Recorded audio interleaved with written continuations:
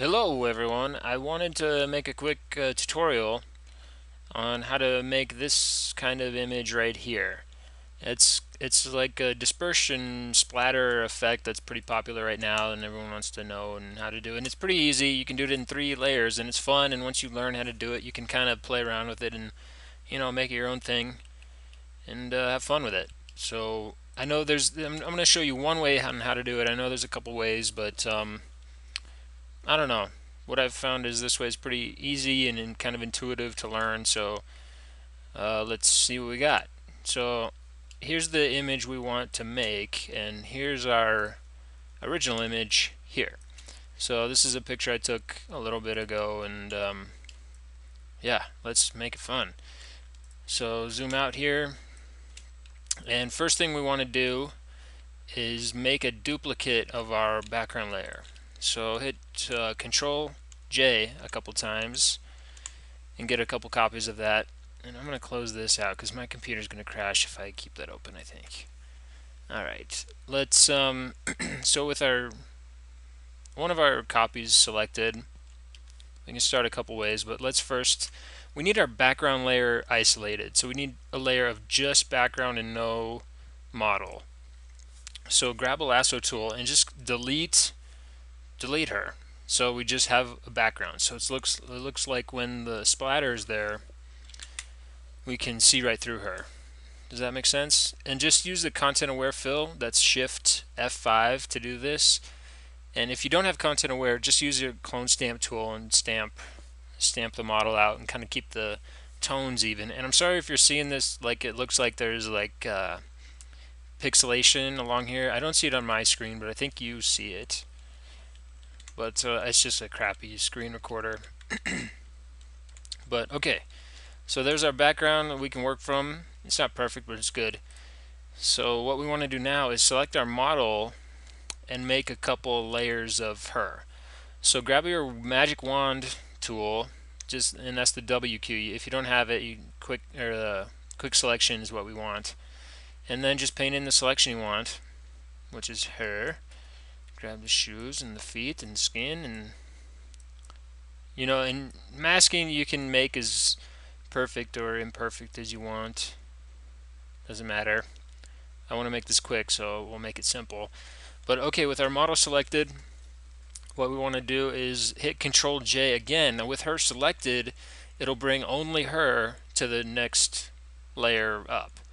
So, and that's what we want. So hit Control J, and there she is. So if we hit Alt click on this eyeball here, we can see just that layer, and that's what we want. And if we Alt click again, we can bring everything back. Now we don't want this to show, this layer down here by my mouse, so make that invisible, but we do want a copy of this layer here. So hit Control J again last time, and we have another copy. So now we're all set to go, and basically here's the meat of the project. So with layer 2, the bottom layer of the copies that we made, go ahead and hit Filter Liquify, and with a big brush just get weird and bring her out in the direction you want the scatter to go. Does that make sense? So we want her to scatter out this way, so just get crazy. And, oh my gosh, she looks so weird. It's my ideal woman. Alright. Click OK, we'll let this render. And it doesn't matter how it looks, just get her off to that side and we're going to mask her out anyways.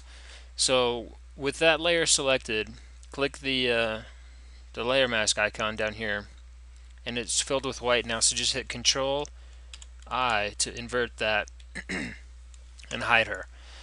So that's good. So now with that done, let's go up to our other layer that we made and make another mask. So with that one white, what we're going to do now is paint in the splatter with our brushes. So I have it all selected already, but if you don't, go up here to the brushes, load your splatter brushes, and if you don't have any, you can use square brushes. It looks pretty cool if you mess with the settings, but just click load brushes from a set you've downloaded or whatever. And I don't know, maybe in another tutorial I'll help you find some of those. But okay, with our brush selected, we're good to go. change the size with your bracket keys. So we want about that size, and then just click. Make sure you have black as your foreground color, and then just click around. And don't click and drag because you'll make it look, weird and like a pattern. So hit Control Z to undo that.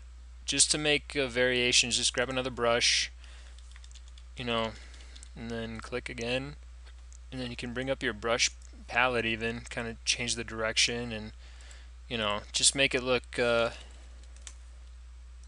your liking. So change the size, click again, and just make this look however you want, as little or as much. And I'm going to click, do this for a bit. I keep selecting the same brush, I think. I don't know why I'm attracted to that one. Let's do, I don't know, this one. Change the direction. And I know I just did what I said not to do, but I'm trying to make this quick. Oh my god, too much. Control Z. And small ones on her face, because I want her face to, whoops. I'll zoom in, zoom out. Alright, so that's okay, and it's not great, but you get the idea. And basically, with this other layer, we want to do the same thing, just opposite. So on the black, we want to paint with white. So grab your brush, hit these arrows to switch them out, or hit X as your shortcut to switch those out, and then just click again and paint. So basically, that's it. And what we're doing is revealing, Control Z, revealing that layer we liquefied, and making that layer show up. So if you want to see, you can alt click on the mask to kind of see what you're doing. So I click and I paint with white, and it reveals that layer. So kind of adjust here, get a look that we want, make it big, splatter out. Let's see what else we got.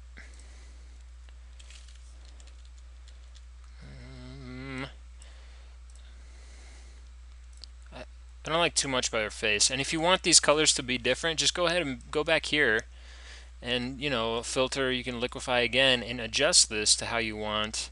And those colors will shift independent of the mask. So that's kind of neat. So just click, oops, Control Z, Z. Make sure you're on your mask. And there we go. And if you want to kind of tone it back, just paint with black again to cover up what you think you made a mistake on, and you can start reducing the effect in certain places and enhancing it. And I want to get in here with her face, because I want her face you be able to see. So that looks okay. And basically there we go.